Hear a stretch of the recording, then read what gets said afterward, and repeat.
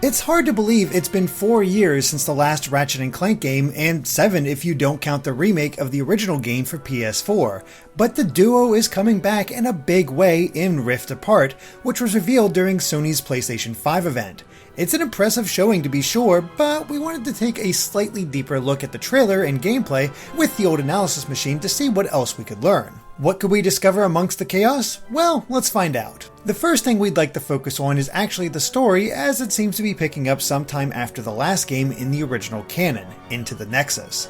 A big focal point of the series ever since Tools of Destruction was a device known as the Dimensionator that could access other dimensions and was often portrayed as a disastrous tool in the hands of the villains, as well as Ratchet's last chance to reunite with his banished race. However, after the events of Into the Nexus, the Dimensionator was broken, although Clank secretly took it with a supposed intention of fixing it. Well, based on all the rifts sprouting across the universe, that seems to have happened only for the returning Dr. Nefarious to somehow get his hands on it. The evil Doctor is mentioned both in dialogue and seen as a hologram placed prominently on the final planet that Clank lands on. Despite everything looking like utter chaos across the universe, it seems Nefarious was able to work this to his advantage, though we don't know how much he's actually conquered. But we're willing to guess that something he did caused the Dimensionator to go haywire, spawning these rifts across the universe. That seems to be the setup, but it goes beyond that thanks to the introduction of a new female Lombax at the very end. But that leads to questions as well. Her design is similar to Ratchet's, except with white and blue fur, a bionic right arm, a hammer rather than a wrench, and a fluffy tail. But that tail shouldn't be there. Back in the second game, Going Commando, Ratchet met a female Lombax in the form of Angela Cross, who was portrayed with smaller ears and absolutely no tail. In the past, Insomniac has insisted that Angela is definitely a Lombax, though she has yet to appear in a new game beyond references since Going Commando. So either this is a soft reboot of Lombax lore, or Clank has found himself in a completely different dimension where these sexual differences don't exist. It's certainly possible considering the likely influence of the Dimensionator, but for now this female Lombax is only the 4th Lombax we've ever met in the series. That being said, let's take a look at all this crazy portal jumping that Ratchet and Clank do throughout the trailer. And for longtime fans of the series, these may feel like a blast from the past. It begins with the two landing on a planet that heavily resembles Sargasso from Tools of Destruction. The giant beast that the two see is a Troglosaur, and the planet itself served as one of the Lombax testing facilities for the Dimensionator. But the two aren't on the planet for long as Nefarious's troopers arrive and attack. The creature they escape on is actually from Tools of Destruction as well, an anthropod, though this is the first time they've ever rode one. It's not a very long ride as portals appear everywhere and the duo are blasted through one, but within the rift it's actually possible to see many different planets, all of which they visit during the trailer. So let's just continue on for now as Ratchet lands on a rail grinding section in a canyon at night where he must double jump to avoid a minecart. It's a short section, but we believe this is Torrent 4 from a crack in time. However, this isn't the only time Ratchet and Clank will be here. But first, the next rift takes him to a cityscape that's likely Kerwin from the very first game. Here, Ratchet must slide down the glass while avoiding the birds perched there. Once he does, he lands on a dragon-like creature back on Torrent 4, this time during the day. But again, another rift appears, taking the two to a city at night as the dragon has to avoid oncoming traffic. We're not entirely sure which planet this is, but we think it could be the Canal City from Notak from Going Commando. After all, there's a billboard nearby that advertises the Protopet from that game. It could also be a completely new planet as neither Ratchet nor Clank recognize it, so the Protopet may simply be an Easter egg. Either way, the rift jumping is nearly at an end as they arrive on planet Ardolis from Tools of Destruction. The pirates from that game are fighting a Kraken, though we don't know if they're affiliated with Slag from Tools of Destruction, Darkwater from Quest for Booty, or are completely new.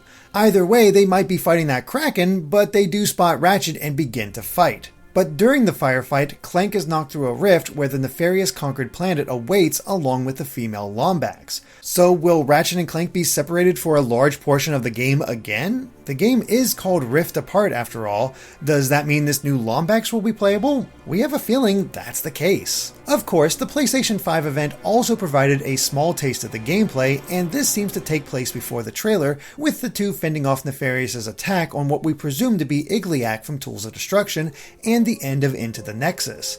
While we think this could be the first level of the game, that might not be the case, as Ratchet already has access to a brand new tool, the Rift Tether, which allows Ratchet to kind of pull rifts toward himself and instantly travel through. It's a trippy effect, but we see it's useful for traveling large gaps and getting around enemies. However, we only see Ratchet use it on the orange rifts rather than the purple, so it seems like orange is for short-range travel, while purple is between planets. But we do later see that traveling through the purple portals will always be as quick as in the trailer, though this rift keeps Ratchet on the planet. The rift jumping doesn't always feature animal riding chase sequences. This is also our first look at the HUD in the game. At the top left is Ratchet's health, which currently has a max of 20, an image showing his selected tool, in this case the Rift Tether, and an XP bar below that. To the top right is Ratchet's current weapon, its level, and the amount of ammunition. Finally, at the bottom right is the bolt count, which only appears when actually collecting the currency, so everything mostly seems to be the same. However, the bolt count does seem to indicate that Ratchet and Clank are going through the first level of the game, with it being so low. As we'll see later in the gameplay, it doesn't take long to build up a sizable amount. But that again begs the question of why they have the Rift Tether so soon, and who gave it to them. Of course, there is the other explanation that Ratchet simply spent most of his bolts before, which would explain why he has access to 4 different weapons, or it could be as simple as this level was mostly designed to show off these new gameplay elements as Rift Apart is still in pre-alpha. I suppose we'll see for ourselves in due time. Bolts aren't the only returning element in Rift Apart, as we can see a stack of normal, explosive, and healing crates, all fulfilling their previous duties. But a somewhat more surprising return are the goons from Thugs for Less, who were prominent in Going Commando and didn't return until Into the Nexus. With so many references and callbacks to past Ratchet games, most notably Going Commando, we can't help but wonder if Angela Cross will return as well. Of course, these are far from the last returning elements seen in the gameplay. But first, the scene shifts to a terminal labeled the Omni Transit Hub, which shows off just how many more civilians are around as they battle the Thugs for Less. It's not just enemies that the rifts are dropping into the hub though. We can spot a large plant in the middle of the hallway, indicating that different planets are merging somehow. There's even a civilian that gets sucked into a portal, really showing just how big the stakes have grown. Meanwhile, the other civilians comment on Ratchet and Clank's arrival or react to the chaos happening, including the arrival of sand sharks from the original game, the only one they've ever appeared in. It's not only sand sharks causing havoc though, as the scene shifts to another area where a kraken is attacking through a portal, very likely the same one the pirates were fighting during the trailer. More importantly is the fossil nearby, which could indicate that the duo have arrived at the Intergalactic Museum of History on Igliak. Perhaps they're checking on the status of the Dimensionator even though Clank took it before? Either way, we get our example of jumping through a purple portal as a giant robot crashes through the walkway and Ratchet dives through the rift, finding himself at a landing hub. Interestingly, Clank comments on not getting used to it, which could mean a rift brought them to the city in the first place.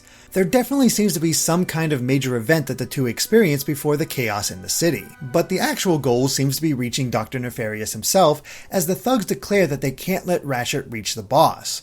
We never actually see that though, as the final section of gameplay is meant to showcase some of the new weapons in Ratchet's arsenal. Up until this point, Ratchet's been using a blaster called the Burst Pistol, but it's not that different from others in the series. More unique is the new Topiary Sprinkler, a turret weapon that stuns enemies by covering them in rapidly growing flora. It can only hold a max amount of 4 at a time, but it certainly lasts a while with a sizable range, and that's only at level 1. Next up is the Shatter Balm, which holds 9 uses and is a pretty basic explosive, nothing too notable. The same could be said of the Enforcer, a shotgun-like weapon that holds 20 shots. Naturally, the quick change option returns for Ratchet as well, but there is one other addition to the UI. As part of the aiming reticle, there's a small bar that shows how much ammo is left, ensuring that players' attention is always on the action. However, it's not just new weapons that we see during this fight. Throughout the battle, Ratchet shows off a new dash move that seems to work in tangent with his strafing ability. We even see him use this to dash backwards. He can still flip as before, but the dash gives a greater sense of speed to combat. Heck, even the thugs are rolling around, making them slightly harder to hit. That speed is notable though, as there's not a hint of slowdown, even as Ratchet uses the Rift Tether to travel throughout the area, destroys boxes for ammo and bolts, and indirectly causes nearby plants to burst apart with leaves falling everywhere. Thankfully, it looks like Ratchet won't have to worry about not shooting civilians, as none are affected by his weapons despite being close by. The fight comes to a close with the defeat of the returning Robomutts from the original game, another throwback for Rift Apart. In all, the game is an incredible showcase of what the PlayStation 5 could be capable of while showing how the Ratchet & Clank series can improve and progress. It seems to be a culmination of much of the series, at least in terms of locations and enemies, but we'll see how many characters return as well. Still, I couldn't be more excited to see more of Rift Apart and the new ideas it brings, and we'll be there every step of the way. Of course, let us know if we missed anything in the comments below. Thanks for watching, and be sure to subscribe to Game Explained for more on Ratchet & Clank and other things gaming.